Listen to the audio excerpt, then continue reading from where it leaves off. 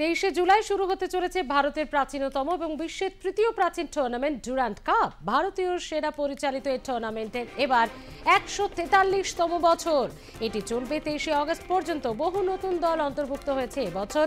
বৃহস্পতিবার সাংবাদিক সম্মেলনের মধ্য দিয়ে কথা স্পষ্ট করে দিল ডুরান্ড কর্তৃপক্ষ।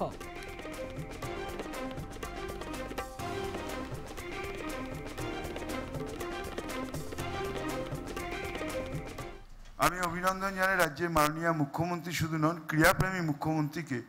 তিনি সর্বতোভাবে সাহায্যের হাত বাড়িয়ে দিয়েছেন। ইন্ডিয়ান আর্মি এবং স্পোর্টস ডিপার্টমেন্ট, যারা সমস্ত সংশ্লিষ্ট দপ্তরের সঙ্গে নিয়ে আমরা এই টুর্নামেন্টকে আয়োজন করছি। মূলত দুটো জায়গায় খেলা হবে, একটা আমাদের সল্টলেক স্টেডিয়াম ভিআইবিকে, আর একটা কেবিকে কিশোর ভারতী স্টেডিয়াম।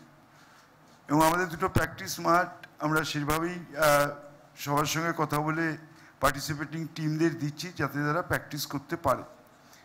এবং আপনারা শুনলেন যে এবার খুব প্রতিযোগিতামূলক খেলা হবে, কেন দুটো বিদেশি টিমও আছে, মালয়েশিয়ার একটি টিম আছে এবং একটি নেপালের টিম রয়েছে।